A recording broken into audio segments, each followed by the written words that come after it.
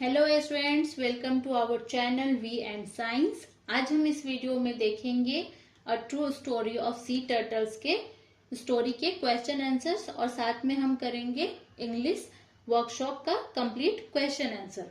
Okay, तो आइए देखते हैं।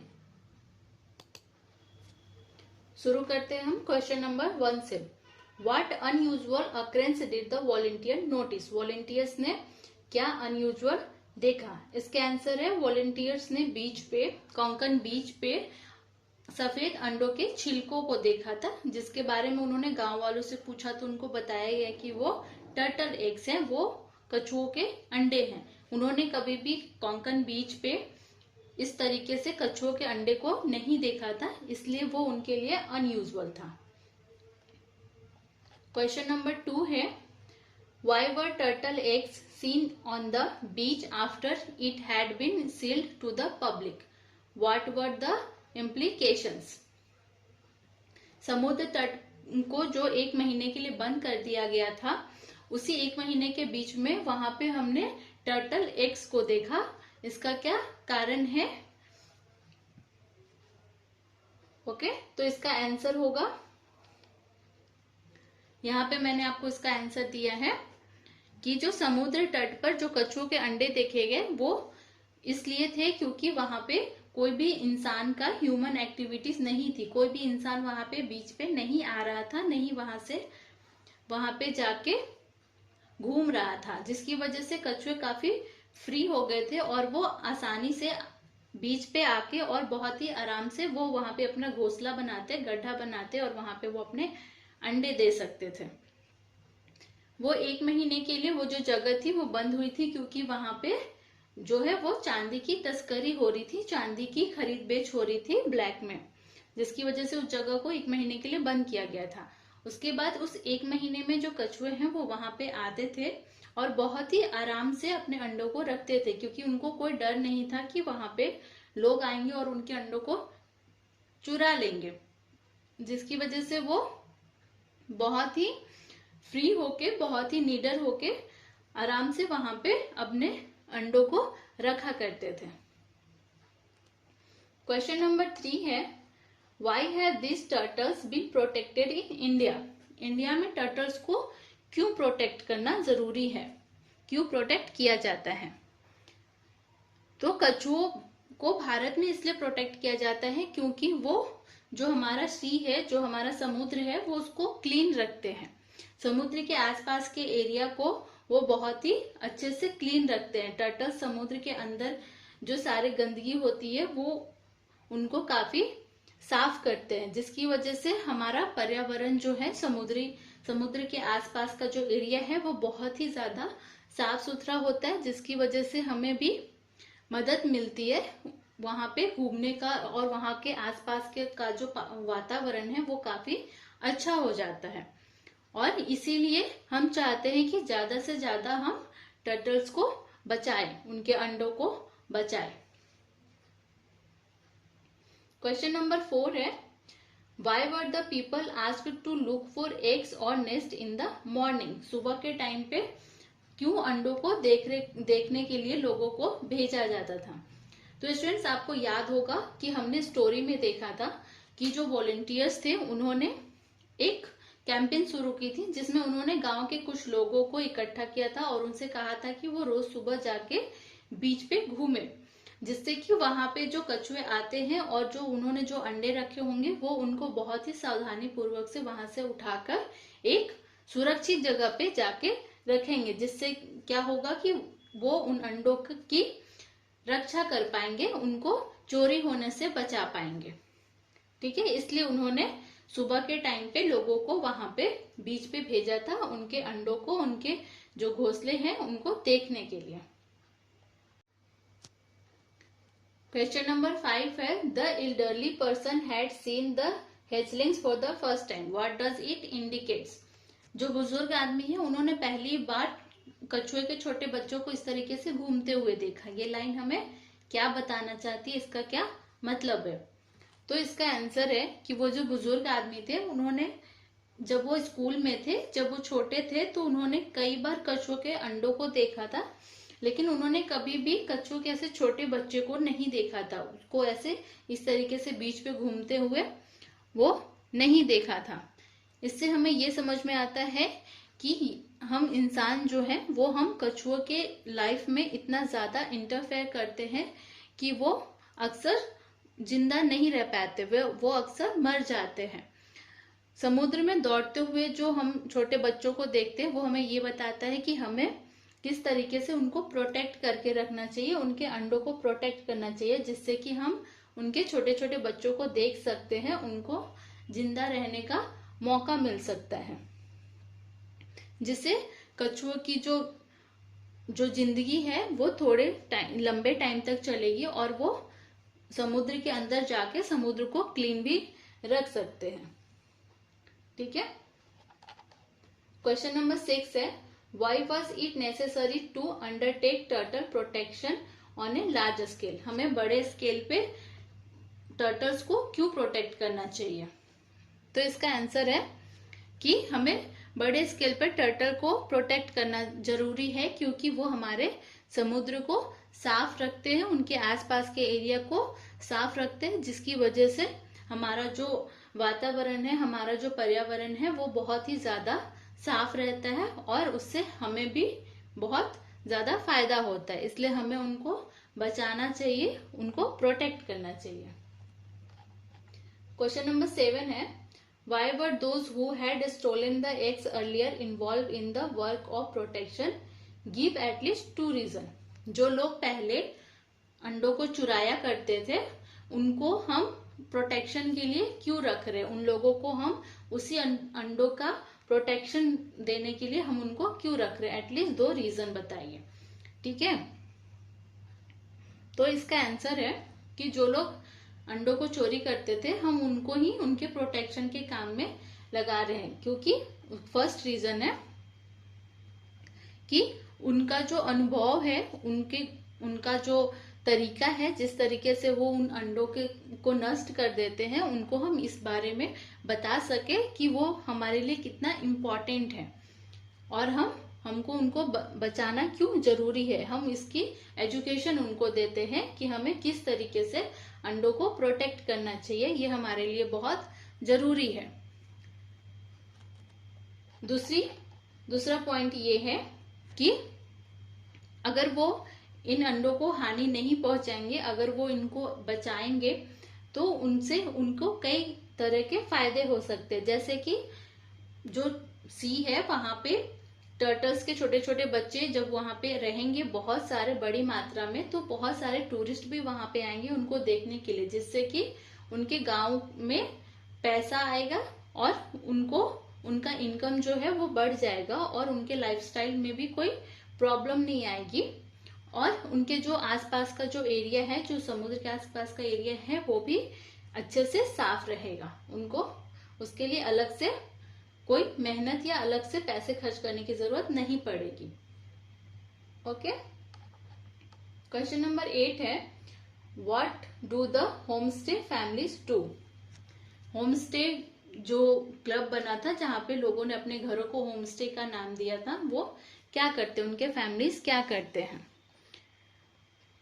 तो होमस्टे जो है वो गांव के कुछ लोग जो अपने घरों को होमस्टे के नाम से रखते हैं, जिससे कि वो जो टूरिस्ट जो उनके गांव में घूमने आते हैं वो वहां पे रह सके, वो उनको अपने घर में रहने की जगह देते हैं, जिससे कि वो उनके खाने पीने का, उनके घूमने का, उनको क्या क्या एक्टिविटी अब वो यहाँ पे कर सकते हैं, क्या क्या चीजें हैं जो वो देख सकते हैं, उन सब के बारे में वो बताते हैं। वो अपने कल्चर के बारे में बताते हैं, अपने यहाँ के ट्रेडिशनल फूड्स वगैरह वो उनको सर्व करते हैं, जिससे कि जो टूरिस्ट होते हैं वो उसके लिए उनको पैसे देते हैं, जिसकी वजह से गांव वालों को का जो है वो इनकम बढ़ जाता है, उनका एक इनकम कमाने का भी वो एक जरिया बन जाता है। ओके।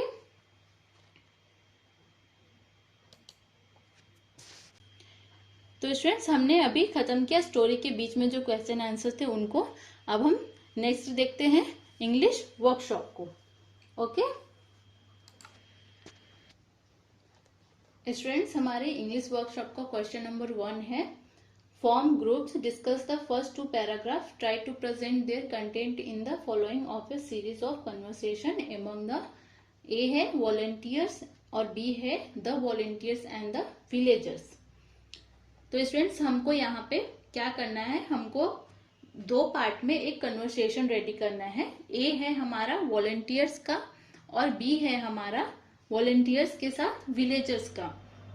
ओके, तो स्टूडेंट्स मैंने यहाँ पे बहुत ही इजी तरीके से आपके लिए ये कन्वर्सेशन रेडी किया है। ये जो कन्वर्सेशन है वो हमारे स्टोरी के बेस पे है।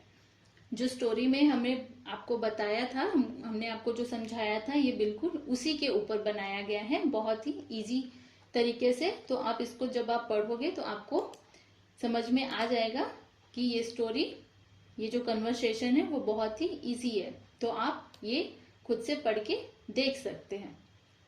ओके, इसमें बेसिकली इसमें जो कन्वर्सेशन है वो यही है कि जब वो बीच पे जाते हैं तो उनके जो एक वॉलंटियर्स था, जो एक टीम मेंबर था,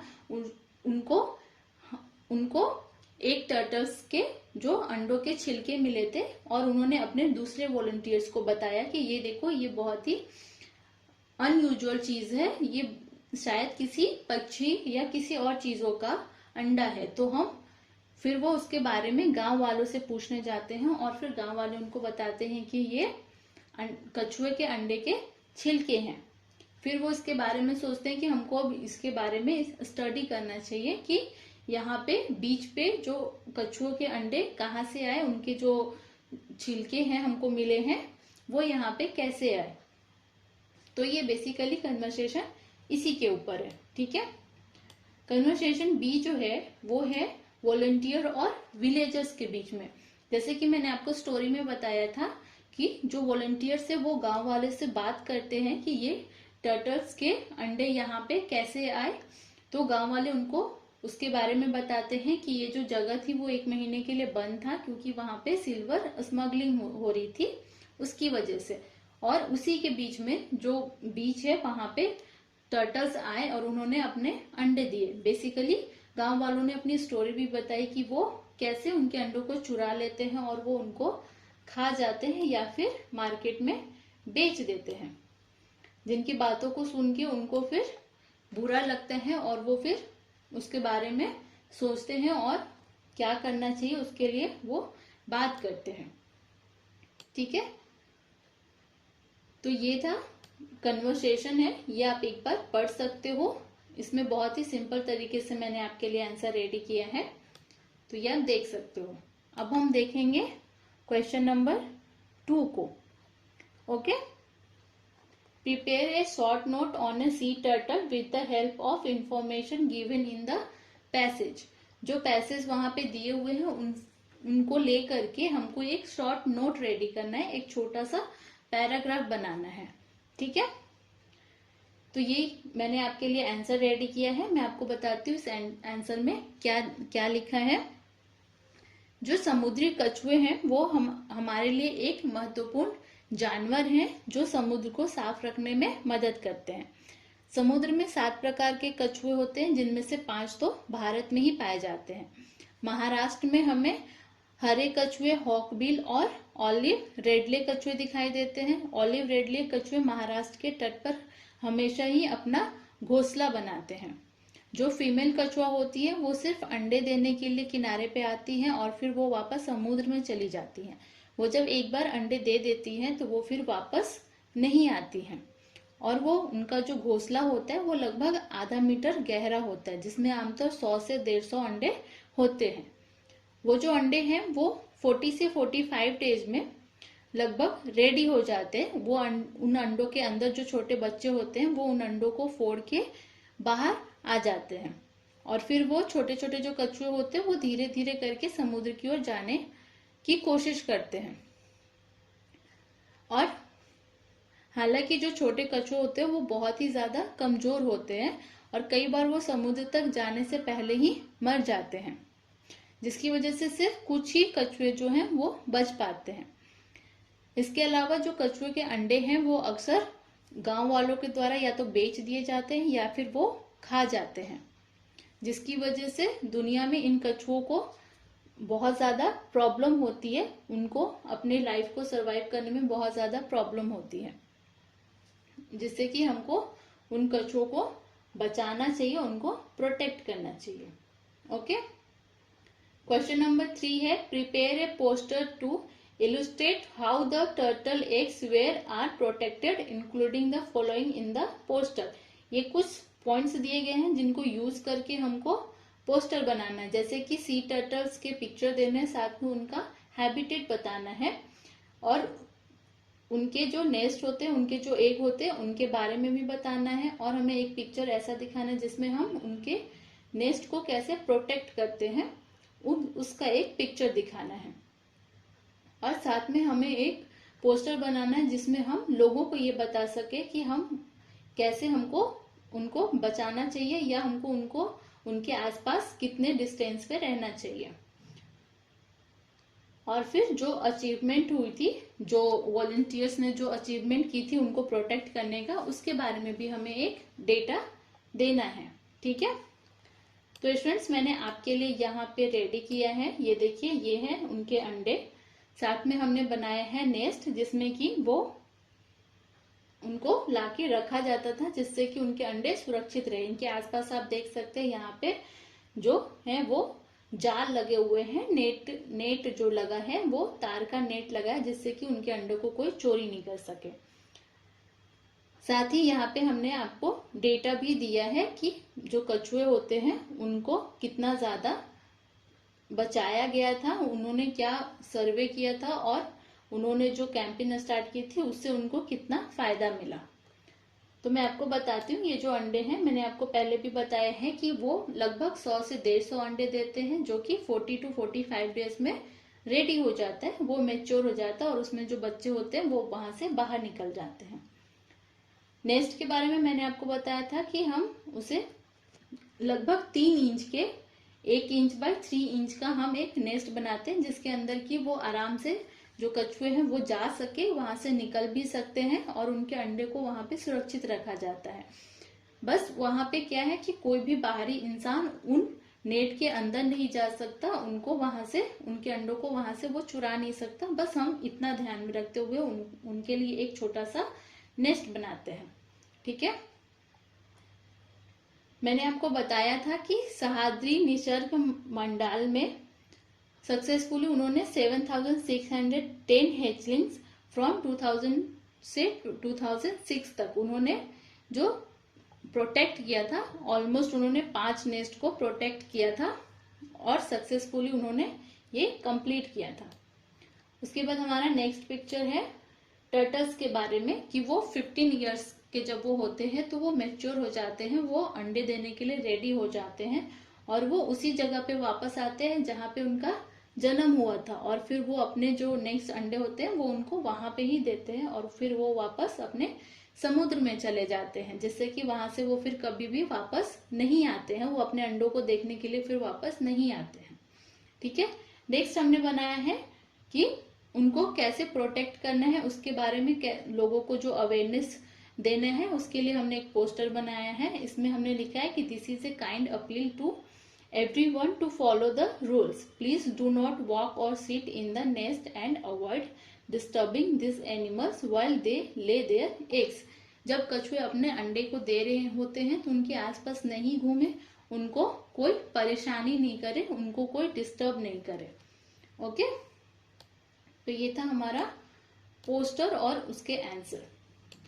नेक्स्ट है क्वेश्चन नंबर 4 है, prepare a simple brochure regarding the homestay facility made available in the village. Form groups and discuss the points you will use in the vouchers. Remember to include the precaution that tourists must take at the site in your brochure. ठीक है, तो हमें brochure ready करना है जिसमें कि हम home stay के बारे में उनको बताएंगे कि होम स्टे आप आके हमारे यहाँ होम स्टे कर सकते हो, हम आपको क्या क्या फैसिलिटीज देंगे।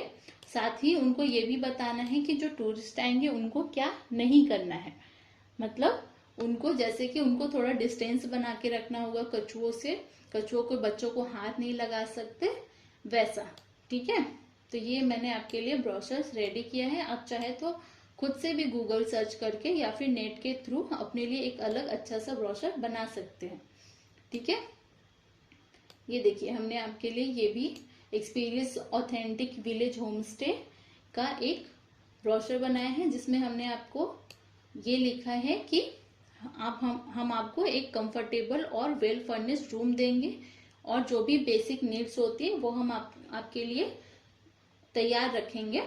आपको उनके लिए कहीं और नहीं जाना पड़ेगा। हम आपको होम कुक्ड मील देंगे, घर का बना हुआ खाना देंगे, फ्रेश खाना देंगे। साथ ही हम आपको अपने यहाँ के जो कल्चर है उनका एक्सपीरियंस कराएंगे। हम आपको बताएंगे कि हम कैसे फिशिंग करते हैं या फिर हम कैसे फार्मिंग करते हैं, और जो हमारा जो ट्रेडिशनल क्राफ्ट होगा हम उनके बारे में भी अपने टूरिस्ट को बताएंगे। साथ ही हम उनको एक गाइड देंगे जो कि उनको कहाँ पे जाना है, किधर जाना है, और वो उनको वहां पे लेके जाएगा, और साथ ही वो उस जगह के बारे में, उस जगह की स्टोरी को भी बताएगा। ओके, नेक्स्ट है प्रिकॉशन फॉर टूरिस्ट। तो हमें टूरिस्ट को ये बताना बहुत जरूरी है कि जब वो यहाँ पे घूमने आए, जब वो कछुओं के आसपास हो, तो वो इस बात का खास ख्याल रखे कि जो कछुए हैं वो अगर अंडे दे रहे हो तो उनको डिस्टर्ब नहीं करे, या जो छोटे बच्चे हैं, जो कछुओं के छोटे बच्चे हैं, उनको भी वो जाके हाथ न लगाए या उनको किसी तरीके का कोई नुकसान न पहुंचाए। तो इस बात का खास ख्याल रखना है। वहां पे किसी तरीके का कोई नॉइस नहीं हो या फिर किसी तरीके को बेसिकली किसी तरीके का कोई परेशानी नहीं होनी चाहिए कछुओं को उन टूरिस्ट की वजह से। ओके, जो हमारा क्वेश्चन नंबर 5 है वो है explain the idea of conservation of nature through livelihood briefly using the example given here. हमारा जो रोजगार है वो नेचर को प्रोटेक्ट करते हुए भी अच्छे से चल सकता है। इस आइडिया को हमें एक्सप्लेन करना है एक एग्जाम्पल पे जो उन्होंने इस स्टोरी में कवर किया है। ठीक है, तो यहाँ पे ये आपके आंसर है। मैं आपको बता देती हूँ आंसर क्या है, कि जो नेचुरल संसाधन है उसको बचाते हुए भी हम अपने रोजगार का जो माध्यम है वो नेचर को बचाते हुए भी हम अपना मेंटेन कर सकते हैं। हम पर्यावरण की रक्षा करते हुए भी अपनी लाइफस्टाइल को मेंटेन कर सकते हैं। एग्जाम्पल है जैसे वेलास गांव में जो लोग पहले कछुओं के अंडे चुराते थे और समुद्र तट पर अंडे देने आई जो फीमेल कछुआ होते थे उनको भी मार के खा जाते थे, लेकिन अब वेलास गांव में कछुआ संरक्षण प्रयासों के लिए एक लोकप्रिय पर्यटन स्थल भी बन गया है, जहाँ पे कछुआ महोत्सव भी होता है और उस महोत्सव के दौरान बहुत सारे जो टूरिस्ट है वो वहां पे आते हैं छोटे कछुओं को देखने के लिए। और उसके बाद जो गांव वाले हैं उन्होंने ये फील किया कि उनका जो इनकम है वो टूरिस्ट के आने की वजह से भी हो रही है, वो उनके आने की वजह से भी उनका जो इनकम है वो बहुत अच्छा हो रहा है। उनको उसके लिए कछुओं के अंडों को या फिर कछुओं को मारना नहीं पड़ रहा है। साथ ही उन्होंने वहां पे टर्टल फ्रेंड्स ग्रुप भी बनाया जिसके हेल्प से उन्होंने जो टूरिस्ट आते हैं उनके लिए होम स्टे की फैसिलिटी भी अवेलेबल करवाई, जिसके अलावा उनको जो उनका जो रोज का काम है उसके अलावा भी वो होम स्टे से काफी अच्छा पैसा कमा रहे थे। यह न केवल उनकी जीविका का समर्थन करता है बल्कि कछुओं की भी रक्षा के लिए उनको बहुत ज्यादा इनकरेज करता है, उनको बहुत ज्यादा प्रोत्साहित करता है। इसके अलावा गांव वाले अपनी कमाई का जो 10% है वो कछुआ संरक्षण कोष को दान में करते हैं। कछुआ संरक्षण जो फैसिलिटी जो लोग देते हैं उनको, उनके जो कैंपेन जो चलाते हैं उनको वो डोनेट कर देते हैं। इस प्रकार लोग जो अपनी लाइफस्टाइल है वो मेंटेन भी करते हैं और साथ ही वो जो जीव है उनको यानी कि टर्टल्स को या बाकी जो भी जानवर से वो उनको कोई नुकसान भी नहीं पहुंचाते और ना ही वो अब उनके लिए खतरा बने हैं। ठीक है, नेक्स्ट क्वेश्चन है prepare bullet point presentation on the following scope for tourism in your locality. आपके आसपास जो टूरिज्म जो स्पेस है, जो टूरिस्ट के लिए जो जगह है, उनके ऊपर कुछ बुलेट्स पॉइंट्स बनाने थे। तो स्टूडेंट्स मैंने आपके लिए आंसर प्रिपेयर किया है। ठीक है, जैसे कि हमारा जो फर्स्ट है वो है नेचर अट्रैक्शन। जैसे खूबसूरत समुद्री तट, खूबसूरत समुद्र जो बीच है वहां पे विश्राम और जल की गतिविधियों के लिए वो जगह बहुत अच्छी होती है। आप भी कई बार बीच पे गए होंगे तो आपको वहां पे बहुत अच्छा लगता है जब पानी की लहरें आती हैं आपकी तरफ और फिर वो वापस जाती हैं, तो वो सब देखना हमें बहुत अच्छा लगता है। Wild life sanctuaries, opportunity for eco tourism and nature exploration. Eco tourism और जो नेचुरल जो जगह है उनके खोज के लिए भी ये बहुत अच्छा है। नेक्स्ट है हमारा कल्चर धरोहर, हेरिटेज यानी कि धरोहर, ऐतिहासिक जगह जैसे कि मंदिर, किला या फिर कोई संग्रहालय हो जाए, इस तरीके की जगह भी हमारे इतिहास को दर्शाता है, वो भी बहुत ही अच्छा घूमने की जगह होती है। उसके बाद है फेस्टिवल एंड इवेंट्स, जो त्योहार जो इवेंट्स हमारे यहाँ पे होते हैं वो भी एक बहुत अच्छा अट्रैक्शन का काम करता है टूरिस्ट के लिए। वो हमारे कल्चर को और हमारे जो फेस्टिवल होते हैं उनके इवेंट्स को देखने के लिए कई बार बहुत सारे टूरिस्ट हमारे यहाँ पे आते हैं। ठीक है। थर्ड है एडवेंचर एक्टिविटीज, जैसे कि जो आउटसाइड जो इंटरटेनमेंट होता है वो, जैसे कि हॉकिंग, ट्रैकिंग या फिर जो वाटर पार्क जो होते हैं उस तरीके के। उसके बाद है बर्ड वॉचिंग, पक्षियों को देखना। जो समुद्री जीव जो होते हैं जो समुद्र के ऊपर बहुत ही अच्छे से जो तैरते हैं उनको देखने में भी काफी अच्छा लगता है। बहुत सारे बर्ड्स ऐसे होते हैं जो देखने में बहुत ही खूबसूरत होते हैं, तो उनको देखना भी एक बहुत अच्छा काम है, बहुत अच्छी बात है। उनको देखने से हमें बहुत अच्छा फील होता है। 4 है कम्युनिटी इंगेजमेंट, समुदाय की भागीदारी। इसमें क्या है, जैसे होम स्टे है तो जो स्थानीय परिवार हैं, जो आसपास के लोग हैं, वो अपने यहाँ पे उनको रहने की जगह देते हैं और उनको अपने घर जैसा फील कराते हैं। उसके बाद है लोकल जो फूड होता है वो भी बहुत अच्छा होता है। हम जहाँ पे जाते हैं, अगर हम किसी दूसरे शहर में या किसी दूसरे देश में जाते हैं, अगर हम कहीं दूसरे देश में जाते हैं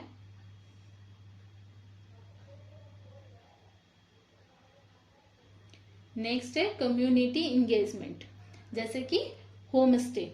अगर कोई हमारे यहाँ पे आता है तो अगर हम उनको अपने घरों में रखते हैं तो उनको हम जैसे रहते हैं उनको हमारे घर में रहने की फीलिंग्स आएगी। हम जैसे रहते हैं वो भी हमारी तरह रह के उनको अच्छा लगेगा कि ये लोग ऐसे रहते हैं, उनको अपने घर जैसा फील होगा।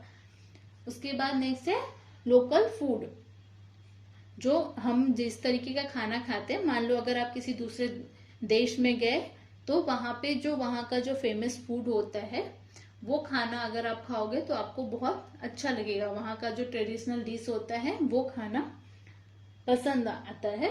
हम वहां के खाने को खा के एक बार जरूर चेक करते हैं। उसके बाद 6 का बी है prepare bullet points presentation on the following prudent utilisation of natural resources. प्राकृतिक संसाधनों का जो उपयोग है उसको हम कैसे करते हैं। तो यहाँ पे मैंने यहाँ पे 5-6 बुलेट पॉइंट्स बनाए हैं आपके लिए। ठीक है, देखते हैं। फर्स्ट जो है वो है जैसे कि हमें जो एनर्जी है, जो हमारा जो लाइट्स है, उस एनर्जी को हम सोलर या वाइंड के थ्रू भी यूज कर सकते हैं, जिससे कि क्या होगा, वो ज्यादा टाइम तक चलेगा और हम उनको लंबे समय तक बचा सकते हैं। हम उसको रीयूज कर सकते हैं, उस एनर्जी को नई तरीके से यूज कर सकते हैं। सेकेंड है इफिशिएंट वाटर मैनेजमेंट। ओके, जैसे कि हम बारिश के जल को बचा सकते हैं, ड्रिप सिंचाई कर सकते हैं, जिससे कि जैसे कि हमें जो खेतों में जो सिंचाई करनी होती है उसके लिए हम ड्रिप सिंचाई का यूज कर सकते हैं। हम जो बारिश होती है उसके पानी को भी अगर हम इकट्ठा करके हम उसका यूज कर सकते हैं। तो इस तरीके से हम वाटर को भी यूटिलाइज कर पाएंगे अच्छे से लंबे समय तक के लिए। थर्ड है वेस्ट रिडक्शन।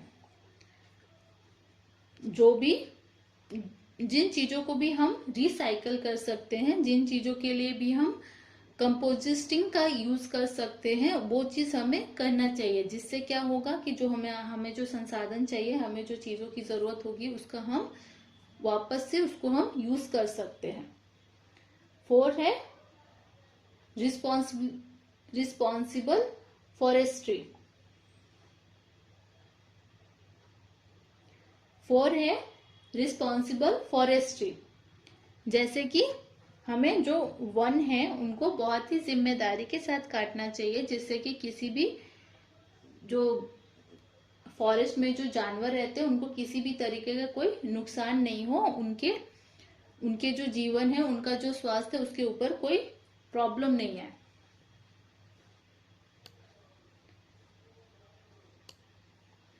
फाइव है सस्टेनेबल एग्रीकल्चर। जैविक खेती के बहुत सारे तरीके होते हैं, उनका उपयोग करना चाहिए, ताकि जो हमारी जो मिट्टी है उनको हम काफी लंबे समय तक यूज करें, जिससे कि उस मिट्टी पे हमारे लंबे समय तक हमें जो हमारे जो फल फ्रूट्स या हमारे जो राइस जो वीट जो होते हैं वो लंबे समय तक उस पे होते रहें, और हमें उसके लिए कोई भी केमिकल्स यूज नहीं करने चाहिए। ओके। 6 है कम्युनिटी अवेयरनेस। भविष्य में जो न्यू जनरेशन आएंगे उनके लिए हमें ज्यादा से ज्यादा नेचुरल रिसोर्सेज को महत्व देना चाहिए, उनको उनके बारे में ज्यादा से ज्यादा जानकारी देनी चाहिए, ताकि वो आगे भी जो नेक्स्ट जनरेशन है उनके भी नेक्स्ट जनरेशन को हम नेचुरल तरीके से रिसोर्सेज कैसे यूज करते हैं उसके बारे में बताएंगे, ताकि वो लंबे समय तक हमारे लिए बचा रहे, हमारे लिए पर्याप्त रहे। ठीक है। क्वेश्चन नंबर 7 है read the following entire in a language study page. A है क्लॉज और बी है सेंटेंस। यहाँ पे जो सेंटेंस दिए हुए हैं नंबर 1 पे, उनमें से हमारा जो मेन क्लॉज है उसको बताना है। तो इसका फर्स्ट का आपका आंसर है there are a few people in every village. ठीक है। उसी तरीके से सेकंड है, जिसका आंसर भी मैंने यहाँ पे लिख दिया है, she lives behind a trail just like on a sand. 3 का भी आंसर मैंने यहाँ पे लिखा है the egg hunters follow this trail right up to the nest. Okay. Question number 8 है read last chance to see. ये एक पोयम है जिसको आपको खुद से पढ़ना है, ये आप खुद से करेंगे। ओके।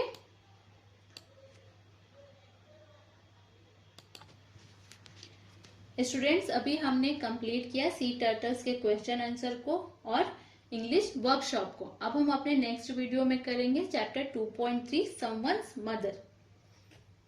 तो स्टूडेंट्स, अगर आप हमारे चैनल पे नए हैं तो हमारे चैनल को सब्सक्राइब जरूर करें। अगर आपको वीडियोस अच्छे से समझ में आ गए हैं तो प्लीज इसे लाइक करें और अपने दोस्तों के साथ शेयर करें। कमेंट करके आप अपने व्यूज बता सकते हैं, साथ ही आप हमसे कोई भी सवाल पूछ सकते हैं। अब हम मिलते हैं अपने नेक्स्ट वीडियो में, तब तक के लिए टेक केयर, बाय।